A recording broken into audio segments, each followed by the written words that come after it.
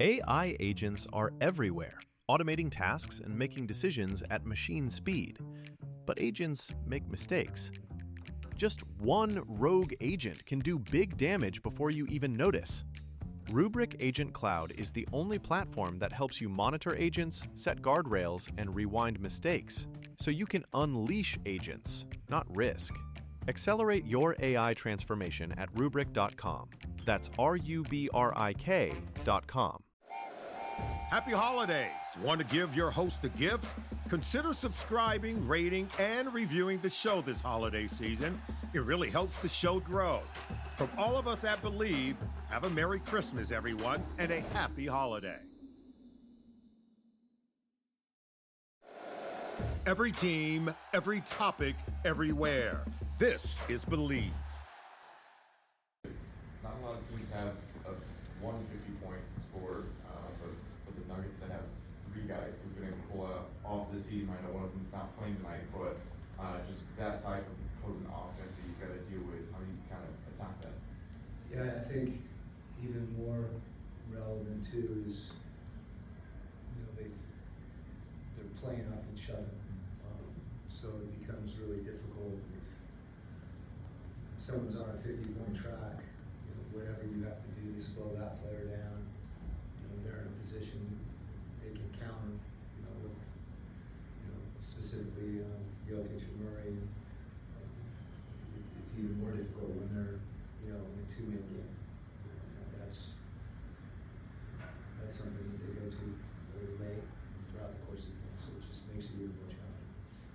Coach, it seems like Jokic is getting better every year. What, I guess, this year have you seen from him that's kind of different than his previous seasons? Yeah, I think we've reached a point where, he's such a great player. I think it's enough to say that he's improved throughout the time that he's been in the league. When he first came in the league, I was in Utah, and you saw that growth, whether, his range, he could make threes, he just became more willing to shoot. I think that it's hard to say how he's gotten better because he's so good in so many areas. I don't think you can point to a weakness and say he's improved that. I think he's underrated defensively as well. He's got great hands. He's got really good instincts. He's able to vary his coverages, kind of understanding personnel, whether he's up the point of the screen, pick and roll, or he's back. His size and his instincts too. He doesn't get enough credit for how he defends, makes plays. Getting KP back in this match and also overall, do you need to ease him in at all after I know there was a reconditioning on his? Yeah. Is he limited at all minutes wise, and also in a match against Jokic too, having the size of KP back? Right. Anytime get guys back, an important part of your team. That's a good thing. And there is, there will be a minutes restriction. I think that's something we're cognizant of with all our guys. And those are always vary from player to player, game to game. But good to have that. Quinn, what did Jalen's absence kind of drive home about his value offensively? Yeah, I think he's been playmaking so efficiently and so well.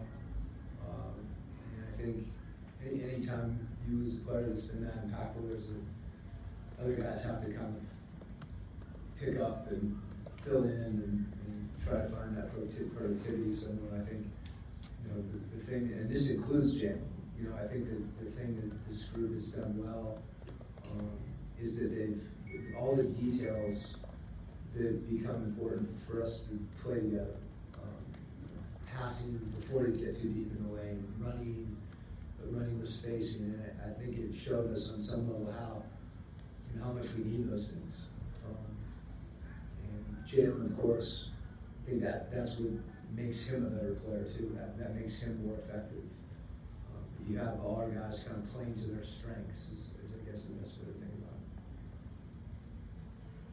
it. Coach, I gotta give Bob credit for this stat, but James Harden averaging roughly 9 free throw attempts per game. He didn't have any on Wednesday night. I talked to Nikhil about this as well, and he said he was just trying to not be in his landing zone and just make every shot difficult. So I'm curious, the defense that you've seen out of Nikhil, obviously so much fun to watch, but going to be really important tonight as well. Just what have you seen from him Wednesday night that could be a carryover tonight as well? Yeah, I think, to the extent that he's a student of the game, I think he studies his opponent, just understanding tendencies, if there is a preferred direction that he can influence a player. You mentioned not fouling, what that requires, making sure that you're not in someone's landing space. I think that level of discipline, is unique, particularly coupled with, the intensity and the commitment to the defensive end. He's measured with his effort, to the extent that he's competing all the time. He's competing physically and also mentally. That's something that I think all our guys can continue to learn from. Not just the guys on the ball, just our whole team.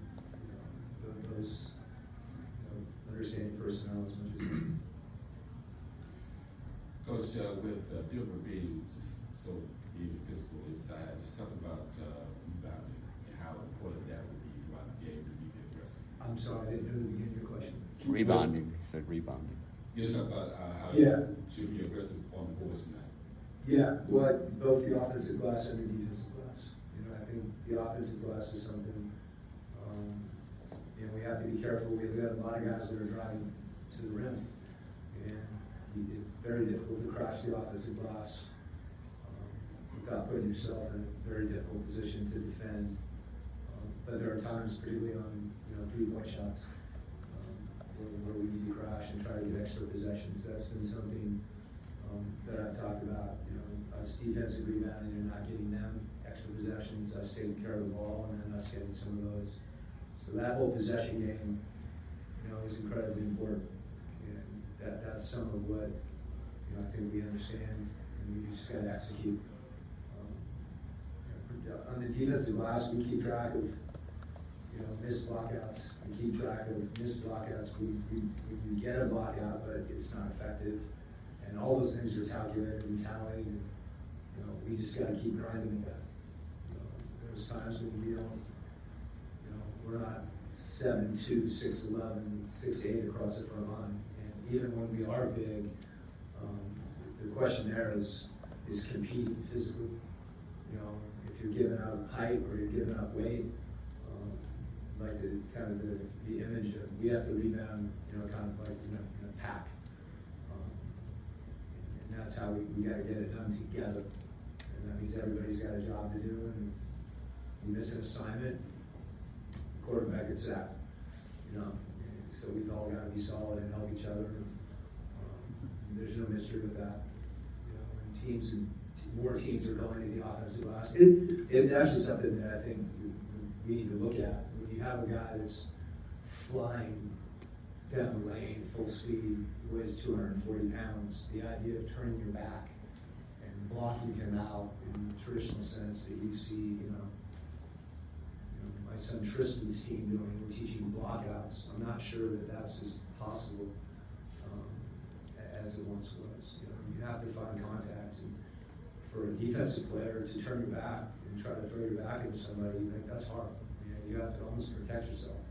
So, however, the defensive glass gets called a lot of different ways in various games. It's something to me that we're trying to study and understand what we can do. Are you allowed to?